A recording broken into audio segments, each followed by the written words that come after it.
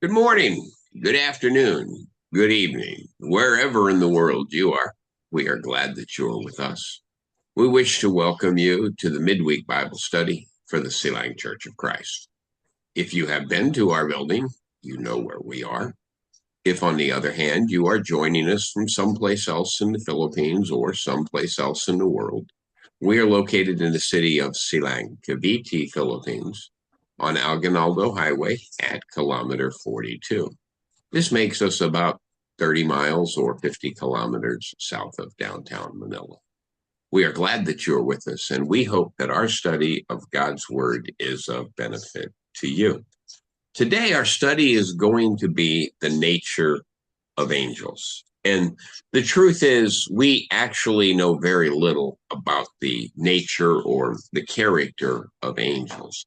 Little is revealed in the Old Testament about these mysterious beings who were sent into the world as messengers on missions from God. Nevertheless, there are enough statements in the Bible that give us some idea concerning their nature and character that will stimulate our imagination. When angels were allowed to appear to humanity, they normally came in the form of men. Let's take a look at Genesis chapter 18 and verse 2. Cora, Genesis 18:2, please. Genesis chapter 18, verse 2. Abraham looked up and saw three men standing nearby.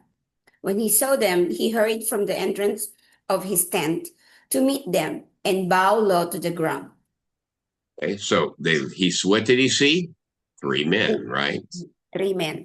Okay, Genesis chapter 18, verse 16. Genesis chapter 18, verse 16. Katrina? Genesis 18:16. Then the men set out from there, and they looked down toward Sodom. And Abraham went with them to set them on their way. To set them on their way, or to say expedita. We can also take a look at Ezekiel chapter 9. Ezekiel chapter 9 and verse 2. Giselle?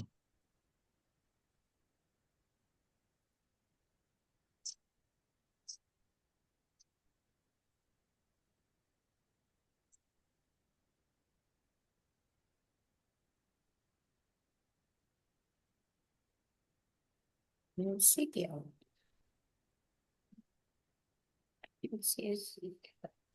Okay, ma'am. Ezekiel chapter 9, verse 2.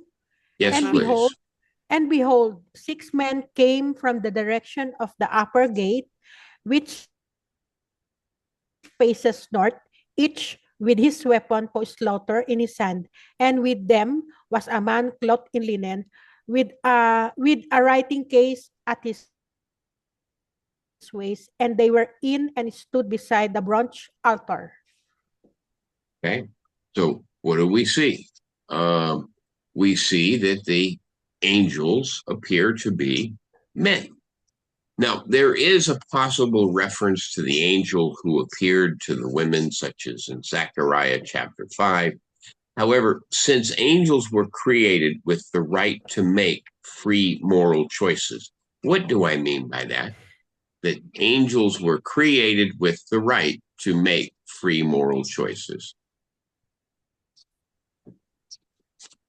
Have the right of free moral choices.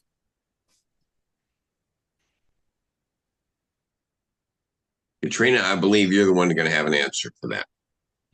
I think it is the right to still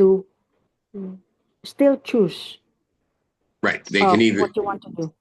Mm-hmm. they can choose to either follow God or to rebel, and we proved that last time as Satan led a rebellion. They have the right to make free moral choices, and God does not put his trust in the holy ones. Job chapter 15, verse 15, Cora, Job 15:15.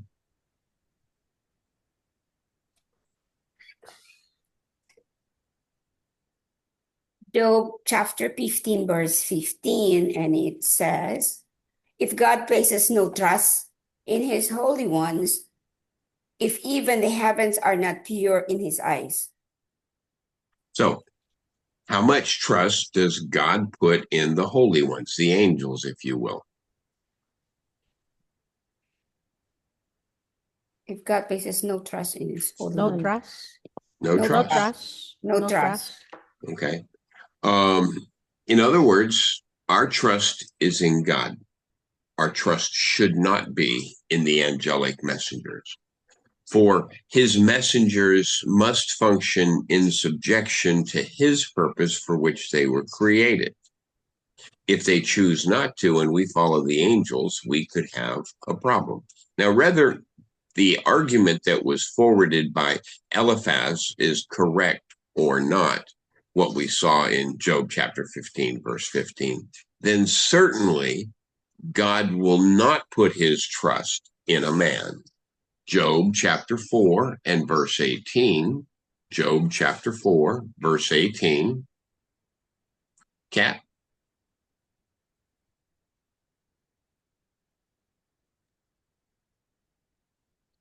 Job 4 verse 18 says, even in his servants he puts no trust, and his angels he charges with error. So God is not going to trust men. So when we have some men today who act like they are God's servants in a special place. In fact, I'm forgetting the guy's name. Undocumented on Ferriel, Eddie Ferriel made the statement that if God will no longer accept prayers unless they are addressed to Eddie Ferriel. I Soriano. think. Say that again. Eddie Soriano. Is it Ellie Soriano? Yeah. That's not true. All of our prayers must be addressed to God. The one in whom we must put our trust is God. The point is that angels work in obedience to the will of God, since they have no authority other than that is given them as free moral agents and messengers of God. We have to assume, because of the rebellion of Satan and his angels, that they were given free moral choice.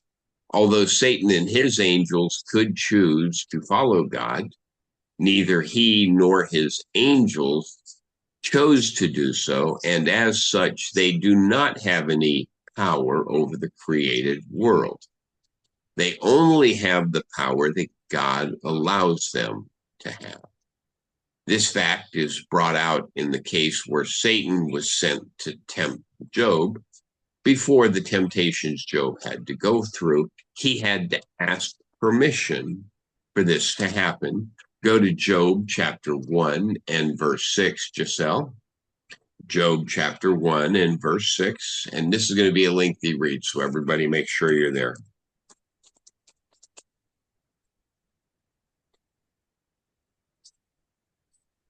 Job chapter 1, verse 6. Now there was a day when the Son of God came to present himself before the Lord, and Satan also came along them. And 7, Cora.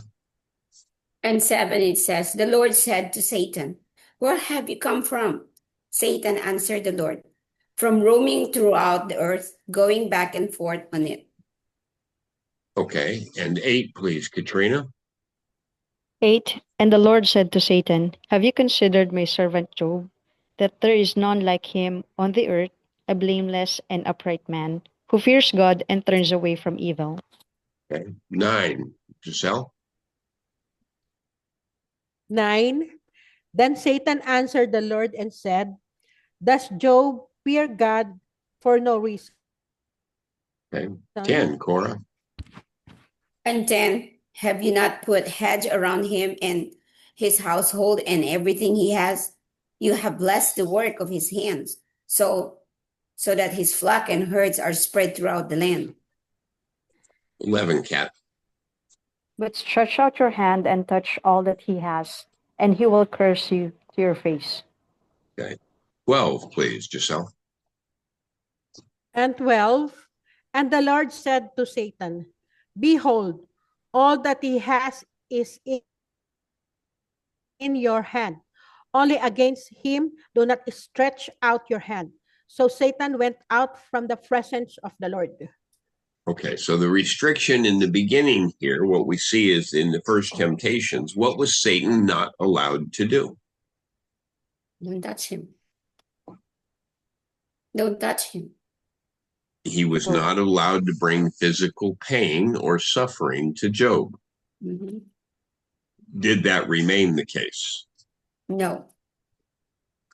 Correct. He eventually, God ceded and gave him the right to strike Job, but Job remained faithful. You see, there are no references in the Bibles to the angels having halos or wings. Now, it's entirely possible that the perception or concept of a winged angel may have come from the flying angel that we see in Revelations chapter 14 and verse 6, Cora. Revelations 14 and 6. Revelations chapter 14, verse 6. Revelations chapter 14, verse 6, and it says, Then I saw another angel flying in midair, and then he had an eternal gospel to proclaim to those who believe on the earth, to every nation, tribe, language, and people. Okay. Now, we can also take a look at Daniel chapter 9 and verse 21. Daniel chapter 9 and verse 21. Katrina?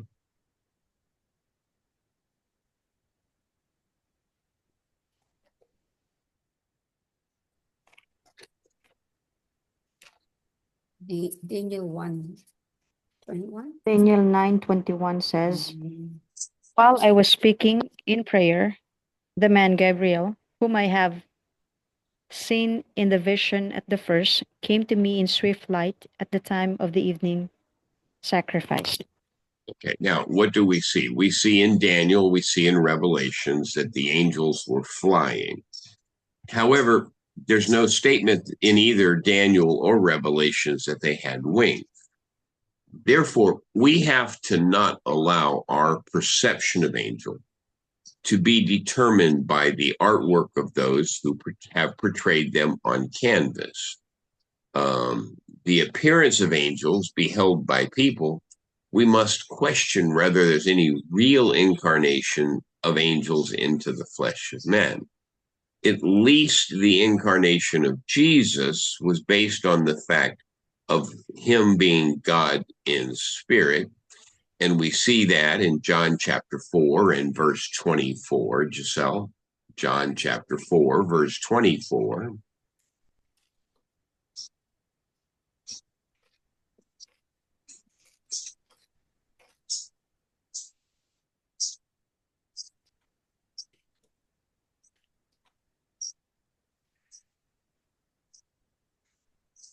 Okay. John chapter 4, verse 24. Yes, God please. is spirit, and those who worship him must worship in spirit and truth. God is a spirit, and those who worship him must worship him in spirit and truth. However, Jesus Christ came in the flesh of a man. John chapter 1, verse 14, Cora. John chapter 1, verse 14. John chapter 1, verse 14, and it says, the word became flesh and made his dwelling among us. We have seen his glory and the glory of the one and the only Son who came from the Father, full of grace and truth. The word became flesh and dwelt Excuse me. among us. We also may want to take a look at Philippians chapter 2 and verse 5. Philippians chapter 2 and verse 5, Katrina.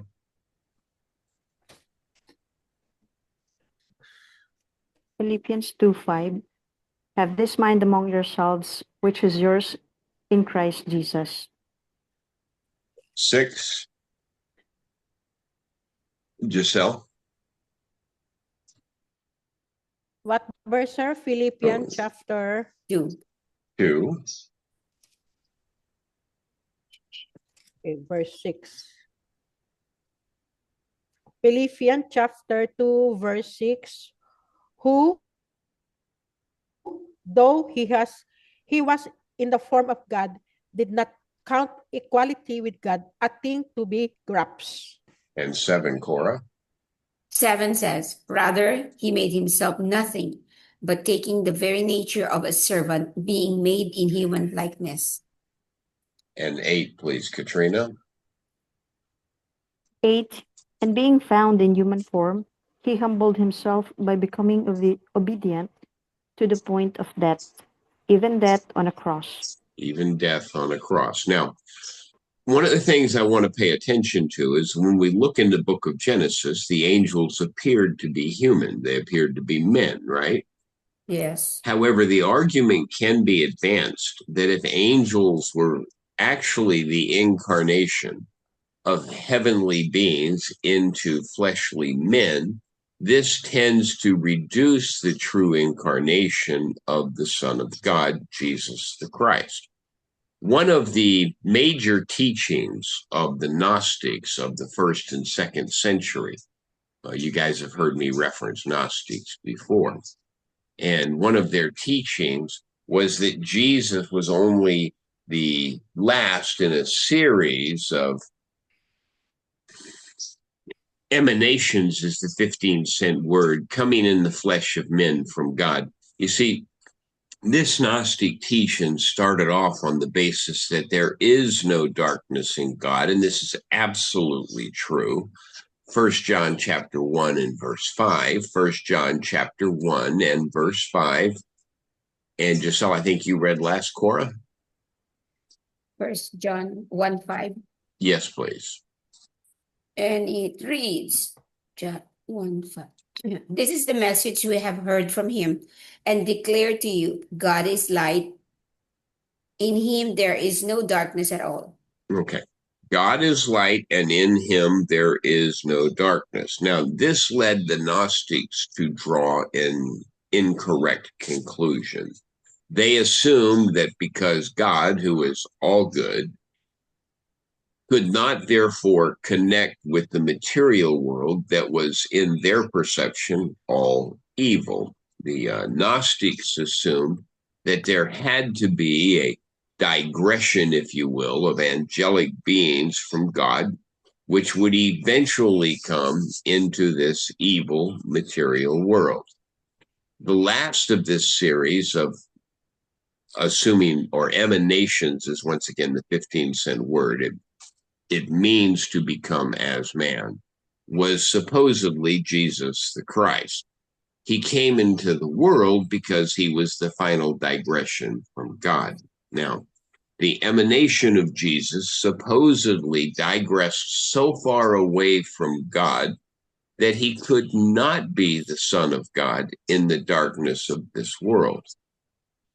Therefore, they held that he digressed so far from God, who is good, that he became spiritually dysfunctional and therefore could identify with the evil in the world. This Gnostic doctrine destroys the gospel of the incarnation of the Son of God.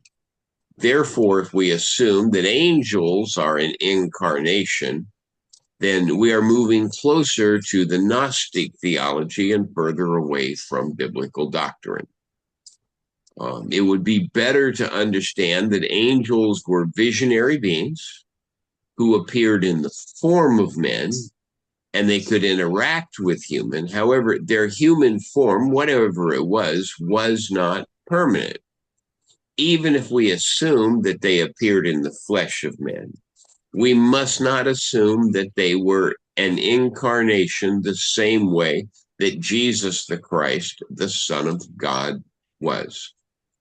The difference between an angel in the appearance of a man and the Son of God as the incarnation of God is that prior to his, what is the word, emanation, Jesus Christ was formerly the eternal Spirit of God, and we can see that in John chapter 4 and verse 24.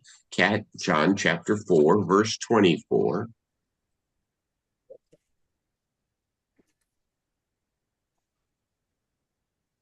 John 4:24 says, God is a spirit, and those who worship him must worship in spirit and truth. Okay, you see, the one took the form, the angels took the form, but Jesus the Christ was the creation of an eternal spirit. We see that God, Jesus the Christ, had been eternally there, but the angels were created. Colossians chapter 1 and verse 16. Colossians chapter 1, verse 16, please, Giselle. Okay, sure. Wait.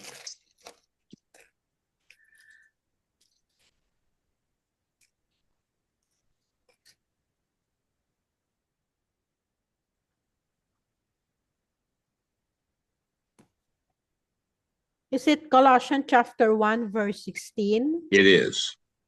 For by him all things were created, in heaven and on earth, visible and invisible, whether thrones or dominions or rulers or authorities. Right. All things were All created things were through. created through him and for him. Right. Now, that includes the angels. Therefore, the incarnation or emanation would only apply to the gospel of the eternal Son of God. This does not apply to angels. The incarnation of the Son of God was something he personally chose to do, not something he was ordered to do, as the angels were often ordered or commissioned for their mission. Paul revealed this in the following statement, and we'll take a look at Philippians chapter 2 and verse 7. Philippians chapter 2 and verse 7. And that's going to be Cora. Philippians chapter 2, verse 7. And it says, rather, he made himself nothing by taking the nature of the servant, being made in human likeness. So what do we see? We see that Jesus the Christ took the form of a human. Angels merely appeared to be human. So now we're going to throw out some discussion questions, and let's see where we go from here. Because angels appeared in the form of people, we can assume that they were an incarnation of spirit beings. True or false? They are formed in what? In humans.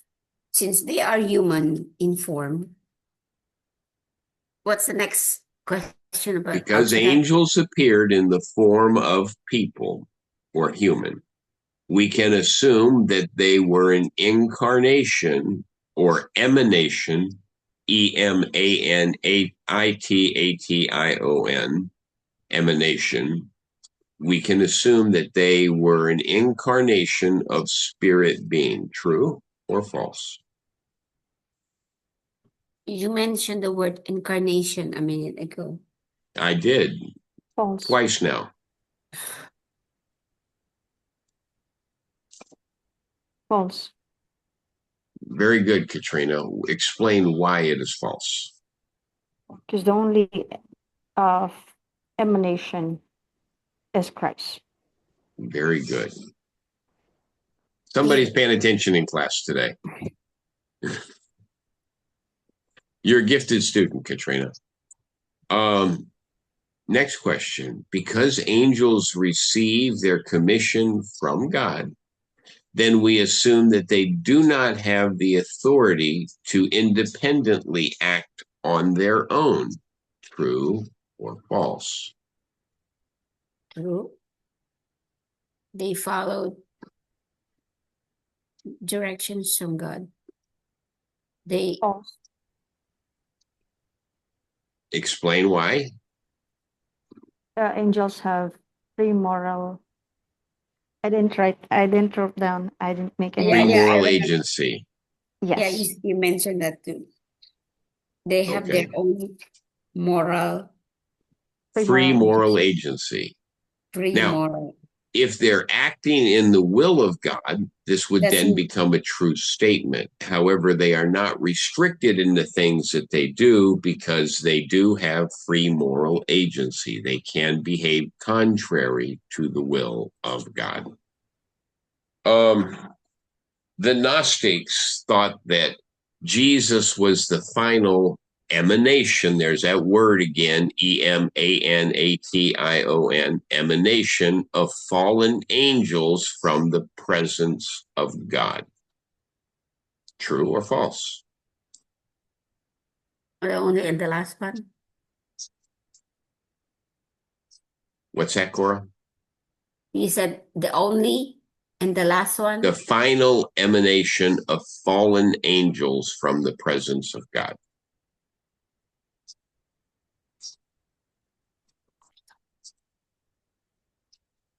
The final emanations. Giselle, you haven't given us any answers yet, so you will let you have that one.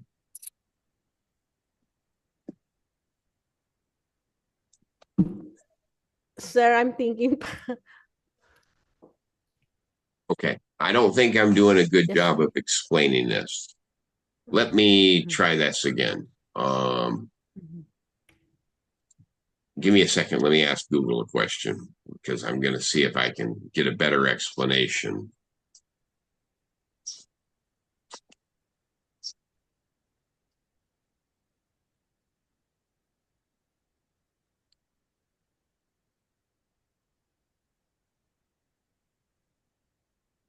According to Merriam-Webster's dictionary, emanation is or something that emanates is produced by emanation, obviously. It is the origin of the world by a series of hierarchically descending radiations from the Godhead through any intermediate stages to become mankind or to become matter. What the Gnostics held is that the angels that came to earth were progressively more and more separated from God or evil. And they assumed that the least of these was Jesus the Christ because he was able to take the form of man, whereas angels prior to this did not take the form of man and became flesh. They only had the appearance of being man. Did I explain that well enough to understand? Yeah, but your question was kind of confusing. Okay. But My question was have an kind of answer for that. confusing. Okay. Let's try it again. The Gnostics believed that Jesus was the final emanation of fallen angels from the presence of God. They held, and by the way, the answer is true. They held that progressively the angels got further and further away from God, and Jesus Christ was pinakandang baba because he was able to become flesh. Meaning emanate the humans. Right. He was able to become man. Scripture makes it plain that Jesus Christ became man. Someday, not today, we will have a study of Gnostic belief systems because there are, depending on whose classification you listen to, there are two major types of Gnostics. The first is going to be what we call libertine Gnostics. Libertine Gnostics held that since spiritual things were 100% pure and came from God, and earthly things were 100% evil and contrary to God, we could engage in any activity we wanted to on earth, and it would have no effect on our spiritual soul. There were also what were known as ascetic, A-S-E-T-I-C, ascetic Gnostics, and they held that since the world was evil, we should avoid having any interaction with the world at all.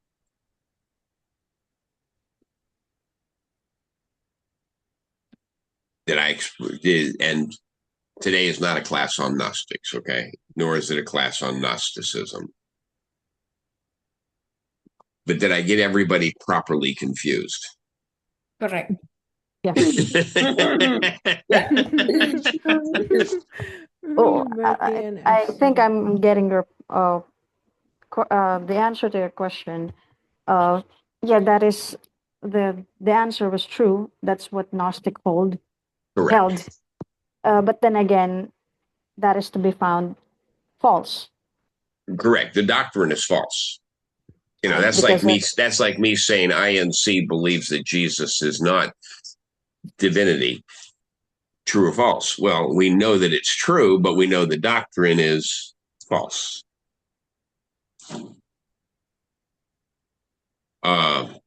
Because angels appeared in human form, we can come to the conclusion that some angels permanently retained their human form. True or false?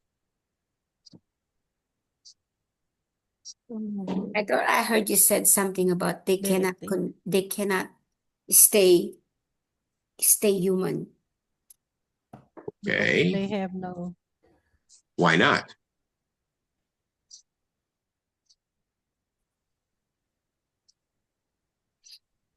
Is it in Philippian? Go ahead. Just give me an explanation, sweetheart.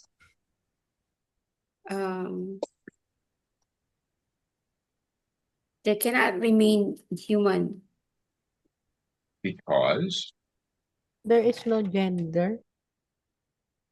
that's true. They have no gender. Mm-hmm.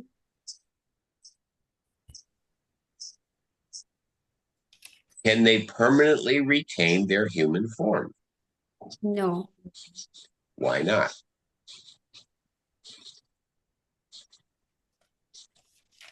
because in Philippian it says he made himself nothing by making himself nothing.